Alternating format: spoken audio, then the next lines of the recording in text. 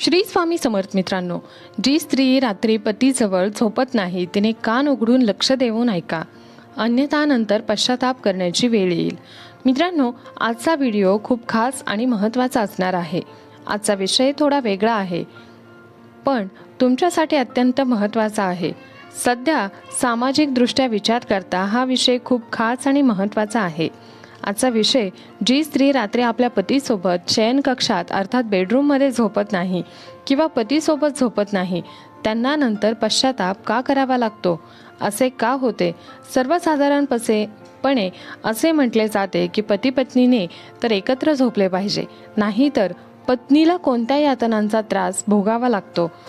किंवा खरंच पती पत्नीने एकत्र झोपणे आवश्यक आहे का, खूप गरजेचे आहे का, यानंतर किंवा जर वेगळे वेगळे झोपले तर काय होते. मित्रांनो, या व्हिडिओमध्ये आपण जाणून घेणार आहोत की पत्नीने पतीसोबत झोपणे का महत्त्वाचे आहे. तसेच या व्हिडिओमध्ये भगवान शिव नारद मुनींना एक कथा सांगतात. त्या कथेनुसार पती पत्नीने एकत्र का झोपले पाहिजे यानुसार सविस्तर माहिती आहे. तुम्हाला आम्ही याच कथेद्वारे समजून सांगणार आहोत की मनुष्याच्या प्रमुख 3 चुका कोणत्या आहेत हे देखील पाहणार आहोत की कोणत्या चुकांमुळे मनुष्य बर्बाद होतो, ज्या मनुष्य स्वतः जाणून बुजून करतो आणि त्याचे परिणाम त्याला नंतर भोगावे लागतात. म्हणून मित्रांनो, आजचा व्हिडिओ 2 विषयांवर आधारित आहे. म्हणून तुम्हाला कळकळीची विनंती आहे की व्हिडिओ शेवटपर्यंत नक्की पहा. व्हिडिओमध्ये आमच्यासोबत राहा.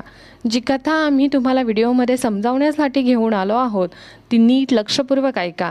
आणि जर तुम्ही चॅनलवर नवीन असाल तर चॅनलला सबस्क्राईब करा. तसेच व्हिडिओला एक लाईक करून कमेंट बॉक्समध्ये जय श्री राधे कृष्ण नक्की लिहा. तुमच्या सर्व इच्छा भगवान श्रीकृष्ण पूर्ण करतील. प्रिय दर्शक हो, एक वेळची गोष्ट आहे. देवर्षी नारद भगवान नारायण नारायण यांचा जप करत पृथ्वीलोकात भ्रमण करत होते. तेव्हा त्यांनी पाहिले की एक माणूस रात्रीच्या वेळी जंगलाकडे खूप वेगाने जात आहे. देवर्षी नारद त्या माणसाला पाहून खूप आश्चर्यचकित झाले आणि ते विचार करू लागले की एवढ्या रात्री जेव्हा सगळेच आपल्या घरामध्ये गाढ झोपलेले असतात, तेव्हा हा माणूस एकटाच जंगलाकडे का जात आहे. असा विचार करत देवर्षी नारद त्याच माणसाचा पाठलाग करू लागले. तो माणूस अगदी वेगाने पुढे जात होता आणि देवर्षी नारद सुद्धा आकाश मार्गानेच त्याचा पाठलाग करत होते. जेव्हा काही वेळाने तो माणूस एका झोपडीजवळ पोहोचतो, जिथे एक अतिशय सुंदर देखणी स्त्री झोपडीच्या बाहेर उभी असते. ती दिसायला अतिशय सुंदर होती. जेव्हा तिने त्या तरुण माणसाला येताना पाहिले तेव्हा ती म्हणू लागली, या, मी खूप वेळपासून तुमची वाट पाहत होते. तुम्ही आज खूप वेळ केलात. तरुण माणूस उत्तर देतो, प्रिये, आज माझी पत्नी खूप उशिरा झोपली म्हणून मला येण्यास थोडा उशीर झाला. तेव्हा सुंदर स्त्री म्हणते, काही हरकत नाही, तुम्ही आलात हेच माझ्यासाठी खूप महत्त्वाचे आहे. मला देखील माझ्या पतीला झोपवण्यात थोडा उशीर झाला, पण तरीही मी तुमच्यापेक्षा थोडे आधी आले.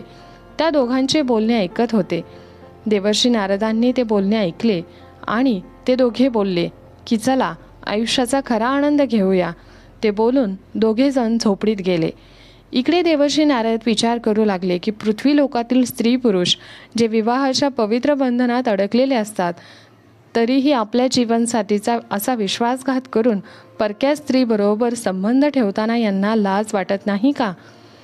यांना या कृतीची जरा देखील भीती वाटत नाही का की आपण आपल्या पती किंवा पत्नीसोबत विश्वासघात करणे हे किती मोठे पाप आहे. हा सर्व प्रकार पाहून देवर्षी नारद यांच्या मनात अनेक प्रश्न निर्माण झाले. या प्रश्नांची उत्तरे शोधण्यासाठी देवर्षी नारद नारायण नारायण जप करत कैलास पर्वताच्या दिशेने जाऊ लागले. काही वेळानंतर कैलास पर्वताला पोहोचतात. तिथे भगवान शिव विराजमान असतात. नारायण नारायण जप करतच आकाशमार्गाने पोहोचलेले नारद मुनी कैलास पर्वतावर भगवान शिव यांना भेटतात आणि त्यांनी सांगतात की मी पृथ्वीवर भ्रमण करण्यासाठी गेलो होतो, तेव्हा तिथे एक मला विचित्र घटना दिसली. एक तरुण व्यक्ती परक्या स्त्रीकडे संबंध ठेवण्यासाठी का बरे जातो, त्याच्या पत्नीचा तो विश्वासघात का करतो, असा माझ्या मनात एक मोठा प्रश्न आला. त्याच प्रश्नाचे उत्तर शोधण्यासाठी मी तुमच्याकडे आज आलो आहे. भगवान शिव म्हणाले, देवर्षी नारद, तुम्ही प्रश्न विचारा. तुमचा हाच प्रश्न आहे ना? मी नक्कीच तुमच्या शंकेचं निरसन करेल. नारदजी म्हणाले, हे प्रभू, मी तुमच्याकडून जाणून घेऊ इच्छितो की काही स्त्रिया त्यांच्या पतीसोबत का झोपत नाहीत, त्यांना रतिक्रिया करू देत नाहीत. पतीसोबत न झोपल्यामुळे आणि रतिक्रिया न केल्यामुळे त्या स्त्रीच्या जीवनावर काय परिणाम होतो, तिला कोणते परिणाम भोगावे लागतात. हे प्रभू, मनुष्य आपल्या जीवनात अशा कोणत्या 3 चुका करतो ज्यामुळे मनुष्याला त्याचा पश्चाताप आयुष्यभर करावा लागतो. आपल्या आयुष्यात कोणती 3 कार्य कधीही करू नयेत. भगवान शिव देवर्षी नारद यांचे बोलणे ऐकून म्हणाले, हे देवर्षी नारद, आज तुम्ही समस्त मानव जातीच्या कल्याणाचा प्रश्न विचारला आहे. तुम्ही फारच उत्तम प्रश्न विचारला आहे. हा प्रश्न प्रत्येक मनुष्याने एकदा तरी जाणून घेतला पाहिजे. कारण काही लोक तरुणपणात केलेल्या चुकांमुळे आपले संपूर्ण जीवन बर्बाद करतात. जे लोक आपले जीवन आनंदी ठेवू इच्छितात त्यांच्यासाठी या 3 गोष्टी खूप महत्त्वाच्या आहेत. आता मी तुम्हाला एक महत्त्वपूर्ण आणि ज्ञानवर्धक कथा या प्रश्नांची उत्तरे देण्यासाठी सांगणार आहोत. तुम्ही ही कथा लक्षपूर्वक ऐका. भगवान शिवाच्या मुखातून हे ऐकताच देवर्षी नारद म्हणाले, मी ही कथा लक्ष देऊन ऐकणार आहे. मी तुम्हाला वचन देतो. कथा सुरुवात करा. हे प्रभू, या कथेचा प्रसार मी सर्व लोकांमध्ये करेल. यानंतर भगवान शिव कथा सांगण्यास सुरुवात करतात आणि म्हणतात, फार वर्षापूर्वीची गोष्ट आहे. एक शेतकरी होता. त्याला एक मुलगा होता ज्याचे नाव गजानन होते. तो शेतकरी खूप मेहनती आणि श्रीमंत होता. त्याला त्याच्या शेतातून चांगले धान्य मिळत होते. तो काही धान्य बाजारात विकून पैसे मिळवत असे. त्यामुळे त्या पैशातून तो त्याच्या स्वतःच्या गरजा भागवत असे. शेतकरी धनवान होता म्हणून तो शेतकरी आपल्या मुलावरही खूप प्रेम करायचा आणि त्यालाही कशाची काही कमी पडू देत नसायचा. त्याने खूप स्वातंत्र्य दिले होते आणि अधिक स्वातंत्र्यामुळे त्याचा मुलगा गजानन अगदी बिघडत चालला होता. तो वाया गेला होता. पण जे लोक आपल्या मुलांना खूप स्वातंत्र्य देतात, पैसा पाण्याची कमी भासू देत नाहीत, त्यांची मुले अशीच वाईट मार्गाला लागतात. मुलांना खूप स्वातंत्र्य देऊ नये. गजाननने लग्नाआधीच वेश्येकडे जाण्यास सुरुवात केली. एके दिवशी शेतकऱ्याला समजले की त्याचा मुलगा जुगार खेळतो, दारू पितो, व्यसनी झाला आहे. शेतकऱ्याला हे समजल्यावर त्याला खूप दुःख झाले. त्याने विचार केला की हे सर्व गजाननला दिलेल्या खूप स्वातंत्र्यामुळे झाले आहे. त्याने ठरवले की आता आपल्या मुलाचे लग्न लावून द्यावे. शेतकऱ्याने विचार केला की लग्नानंतर जेव्हा त्याची पत्नी घरी येईल तेव्हा तो पत्नी त्याला समजावेल, कदाचित तिचे ऐकून घेईल असा विचार करून शेतकऱ्याने आपल्या मुलाचे म्हणजे गजाननचे लग्न लावून दिले. विवाह झाल्यानंतर गजानन घरातच राहू लागला, कारण त्याची पत्नीसुद्धा अत्यंत सुंदर, मनमोहक आणि रूपवती होती. काही काळानंतर गजाननच्या आईवडिलांचे वय झाले. ते फार वृद्ध झाले आणि एक दिवस असा आला की त्यांना हे जग आणि संसार सोडावा लागला. मित्रांनो, पुढे भगवान शिव म्हणाले, देवर्षी नारद, खरी कथा तर आता इथून पुढे सुरू होते. गजाननची पत्नी अत्यंत सुंदर होती. त्यामुळे गजाननची कामवासना शांत होऊ लागली होती. पण जुगार खेळायची सवय काही गेलेली नव्हती. गजानन जुगारात आपली सर्व संपत्ती गमावून बसतो. त्याच्याकडे आता काहीच उरत नाही. त्याच्याकडे ना पैसा होता ना कोणते कौशल्य होते. देवर्षी नारद एके दिवशी त्याच्या पत्नीने सांगितले, आता आपल्याकडे काहीही शिल्लक राहिलेले नाही. तेव्हा तुम्ही आजच्या आजच राजाकडे जा आणि तिथे काहीतरी काम शोधा, जेणेकरून आपले जीवन चालवता येईल. तेव्हा भगवान शिव म्हणाले, समजण्यासारखी गोष्ट आहे की जर एखादी व्यक्ती राजाकडे नोकरी मागण्यासाठी जातो तर राजा आधी विचारतो की नक्की तू काय करू शकतो बाबा, तुझ्याकडे काय चांगले कौशल्य असेल. तर राजा म्हणाला, नोकरी किंवा मग एखाद्या कोणत्या तरी कामावर ठेवा. असं राजाला जेव्हा आपण म्हणतो तेव्हा राजा त्या कामामध्ये निपुण आहे अशी नोकरी देतो. गजाननला तर काहीच येत नव्हते. कोणतेच कौशल्य लहानपणापासून शिकलेला नव्हता. तो तर लाडात वाढलेला होता. कामाची सवय नव्हती. आई वडिलांनी खूप लाड केला होता. गजाननला 2 मुलगे झाले. त्यांचे लग्न लावायचे होते. पैशांची खूप गरज होती. गजानन त्याचे घर चालवणे देखील त्याला खूप कठीण झाले होते. धनधान्यासाठी तो पूर्णपणे मोकळा झाला होता. आपल्या शरीराची सर्व शक्ती जणू पूर्णपणे नष्ट केली होती. एके दिवशी गजानन कामवासना शमवण्यासाठी आपल्या पत्नीकडे जातो, परंतु त्याची पत्नी रतिक्रिया करण्यासाठी त्याला नकार देते. ती म्हणते की जगातील सर्व सुख फक्त कामवासनेतच नसते, गरजवंतांची मदत करण्यातही असते. जे लोक कामवासनेमुळे वेडे होतात ते बर्बाद होतात. त्यांच्या घरी धनधान्याची बरकत राहत नाही. आज तुमच्यावर सुद्धा तीच वेळ आलेली आहे. भगवान शिव म्हणतात, स्त्रियांनी या 3 चुका करू नयेत. त्या लक्षपूर्वक ऐका. काही पुरुष जाणून बुजून अशा चुका करतात. काही लोक अनावधानाने अशा चुका करतात, मुद्दामून करतात. परंतु ज्यांच्याकडून या चुका घडतात त्यांचं आयुष्य बर्बाद झाल्याशिवाय राहत नाही, हे मात्र नक्की.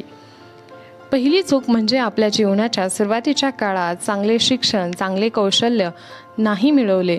जर तुम्ही ही चूक केली तर तुमच्या मुलांना ही चूक केली तर तुम्हाला तुमच्या मुलांना जीवन आणि भविष्यात अनेक समस्यांना सामोरे जावे लागते. ही चूक तुम्हाला आयुष्यभर त्रास देऊ शकते बरं का. दुसरी चूक म्हणजे कामांना पुढे ढकलण्याची सवय. जर तुम्ही तुमच्या तरुणपणी कोणतेही काम करण्यास टाळाटाळ केली, वेळेचा योग्य प्रकारे वापर नाही केला, त्याचा परिणाम असा होतो की तुम्हाला तुमचे उद्दिष्ट साध्य करण्यात खूप मोठ्या अडचणींचा सामना करावा लागू शकतो. आणि तिसरी चूक म्हणजे चुकीच्या संगतीत पडणे. तुमच्या तरुणपणे तुम्ही जर चुकीच्या संगतीत पडला किंवा वाईट सवयींच्या बळी पडला तर तुम्हाला तुमच्या आयुष्यात यशस्वी होण्यापासून अशा सवयी रोखतात आणि बर्बादीकडे घेऊन जातात. सर्वात महत्त्वाची गोष्ट म्हणजे आरोग्याकडे दुर्लक्ष करणे. जर तुम्ही तुमच्या तरुणपणे तुमच्या शारीरिक आणि मानसिक आरोग्याकडे लक्ष दिले नाही तर तुम्हाला पुढे जाऊन अनेक प्रकारच्या आजारांना, रोगांना सामोरे जाऊ लागू शकते. त्यामुळे तुम्ही आरोग्याची विशेष काळजी घेणे खूप महत्त्वाचे आहे. तुमच्या जीवनाची सुरुवात चुकीच्या मार्गाने झाली तेव्हा तुम्हाला आज अडचणींना सामोरे जावे लागते आहे. आता तुमच्यासोबत झोपायची इच्छासुद्धा नाही. आता वय अर्ध्यापेक्षा अधिक झाले. मी भगवंताच्या सेवेत विलीन होऊ इच्छिते. भगवंत नक्कीच आपली मदत करतील. आता ही वेळ आहे आपल्या आत्म्याला परमात्म्याशी जोडायची. आपण बालावस्थेतून तरुण्यापर्यंत लोकांचे जीवन ब्रह्मचारी असते. ब्रह्मचर्यानंतर ते वैवाहिक जीवनात प्रवेश करतात. वैवाहिक जीवनात दाम्पत्य पुत्राची कामना करतात आणि पुत्र झाल्यावर सून मिळवण्याची इच्छा असते. मग ते वृद्ध होतात. परत त्या ब्रह्मचारी जीवनात ते परत जातात, जेथून ते वैवाहिक जीवनात आले होते. त्यामुळे आता ब्रह्मचार्य जीवनात जाणेच योग्य आहे. ज्या प्रकारे आपण आपले तारुण्य वाईट सवयींमुळे बरबाद केले, आता तरी तुम्हाला कळले असेल की तुमच्यासोबत कामवासनेत का सहभागी मी होऊ शकत नाही आणि तुमच्यासोबत रतिक्रिया का करू इच्छित नाही. आता आपले एकच महत्त्वाचे काम ते म्हणजे आपल्या मुलांची लग्न करून देणे. तुम्ही तुमची कामवासना विसरून मेहनतीवर लक्ष केंद्रित करा. भगवंत नक्कीच आपले मदत करतील, ऐकतील. भगवान शिव सांगतात, जे लोक माझ्याशी सत्यमनाने जोडले जातात त्यांना कधीच कोणत्याही गोष्टीची कमतरता भासत नाही. मग एके दिवशी काय होतं की एक वृद्ध स्त्री गजाननच्या घरी येते. ती वृद्ध स्त्री गजाननच्या पत्नीला आपली सर्व संपत्ती देऊन टाकते आणि तिच्या घरी राहायला लागते. ती म्हणते की मला संतती नाही, तू मला 2 वेळच्या जेवणाची सोय करत असेल तर तेच माझ्यासाठी पुरेसे आहे. मग ती स्त्री गजाननच्या घरी राहू लागली. गजानन आपल्या 2 मुलांचे लग्न लावले. पूर्ण कुटुंबासह आनंदाने सर्वजण राहू लागले. भगवान शिव पुढे सांगतात, त्या वृद्ध महिलेच्या संपत्तीमुळे गजाननच्या कुटुंबाची परिस्थिती पुन्हा सुधारली होती. त्याच्या घरी पैसे आले, पण गजानन जो चुकीच्या मार्गाने चालू लागला, त्याच्या पत्नीने त्याच्यासोबत झोपण्यास नकार दिला, कामवासनेत सहभागी होण्यास नकार दिला. यामुळे गजानन दुसऱ्या मार्गावर, जो त्याच्यासाठी खूप चुकीचा होता, त्याच्यानंतर तो दुसऱ्या स्त्रीच्या प्रेमात अडकला. कारण त्याची पत्नी व त्याच्यासोबत झोपत नव्हती. त्याला सोडून दुसरीकडे ती झोपत होती. न त्याच्यासाठी ती रतिक्रिया करत होती, ना त्याची कामवासना शमवण्यासाठी गजानन दुसऱ्या महिलेच्या प्रेमात पडला. दररोज तिच्याकडे जाऊ लागला. ही चूक गजाननची नव्हती तर त्याच्या पत्नीची होती. की तिचा अर्थ असा की स्त्रियांनी आपल्या पतीचा त्याग असा करू नये जसा गजाननच्या पत्नीने केला. कारण जर एखादी स्त्री आपल्या पतीसोबत झोपणे सोडून देते, रतिक्रिया करणे पूर्ण बंद करते, तर पती चुकीच्या मार्गावर निघून जातोच. त्याचसोबत पती जर व्यसनाच्या अधीन गेला तर त्याला अजून वेगवेगळ्या वाईट सवयींची लागण होते. त्यासोबतच पत्नीकडे लक्ष देत नसेल तर पत्नी देखील चुकीच्या मार्गाने जाऊ शकते. जसे गजाननसोबत ती स्त्री रतिक्रिया करत होती. त्यामुळे पत्नीचे कर्तव्य आहे की आपल्या पतीला योग्य मार्गावर हळूहळू आणायला पाहिजे. एकदमच सगळे सोडून देणे योग्य नाही. जर तुम्ही एखादी पूजा अनुष्ठान करत असाल तर अशा वेळी सुद्धा आपल्या पतीला विश्वासात घेऊन अशा गोष्टी बंद कराव्यात, अन्यथा त्याचा परिणाम वाईट होतो असे समजून सांगावे. पत्नी जरी चुकीच्या मार्गावर गेली तरी ते पतीसाठी चांगली नसते, मग ती पुरुषाला अशा व्यसनापासून दूर करू शकत नाही, हाच त्याचा अर्थ असतो. कारण एक स्त्री घरात सर्व काही असते. स्त्री आदिशक्ती आहे, तीच माता लक्ष्मी आहे, तीच सरस्वती सुद्धा आहे. त्यामुळे पतीलाही चुकीच्या मार्गावर जाऊ न देणे हे स्त्रीच्याच हातात असते. आता मी स्त्रियांसाठी 3 महत्त्वाच्या गोष्टी सांगू इच्छितो, ज्या त्यांनी कधीही करू नयेत. पहिली गोष्ट, स्त्रीने आपल्या पतीसोबत रात्री विश्रांती घेणे, त्याच्यासोबत झोपणे पूर्णपणे सोडू नये. जर एखादी स्त्री आपल्या पतीसोबत झोपण्यास नकार देते तर पती दुसऱ्या स्त्रीचा शोध नक्कीच घेतो. दुसरी गोष्ट म्हणजे स्त्रीने आपल्या पतीसोबत रतिक्रिया करणे बंद करू नये. जी स्त्री आपल्या पतीसोबत रतिक्रिया करत नाही, पूर्णपणे सोडते, तिचा पती व्यभिचारी बनतो, परक्या स्त्रीकडे आकर्षित होतो आणि स्त्रीच्या संसाराची पूर्णपणे वाट लागते. त्यामुळे आपला पती आपल्याशी प्रामाणिक कसा राहील, आपला संसार सुखाचा कसा होईल, याकडे प्रत्येक स्त्रीने लक्ष दिले पाहिजे. तिसरी गोष्ट म्हणजे स्त्रीने आपल्या पतीच्या सर्व इच्छा पूर्ण करायला हव्यात. जी स्त्री असे करते ते हळूहळू आपल्या पतीला योग्य मार्गावर नक्कीच आणते. ती स्त्री उत्तम स्त्री मानली जाते. आपल्या पतीसोबत शारीरिक संबंधाचा त्याग करते, आपल्या पतीच्या व्यभिचारी होण्याला ती स्त्री स्वतः जबाबदार असते. स्त्रीने आपल्या पतीसोबत रतिक्रिया केली पाहिजे, त्याच्या कामवासनेला शांत केले पाहिजे, जेणेकरून तिचा पती परक्या स्त्रियांच्या जाळ्यात अडकणार नाही. पतीने पत्नीजवळ झोपले पाहिजे. हे वैज्ञानिकदृष्ट्या सुद्धा सिद्ध झाले आहे. पती पत्नीने जवळ झोपल्याने हृदयविकाराचा झटका कधीही येत नाही. कारण पती पत्नी एकमेकांच्या जवळ असताना सर्व चिंता विसरून ते एकमेकांशी प्रेमाने राहतात.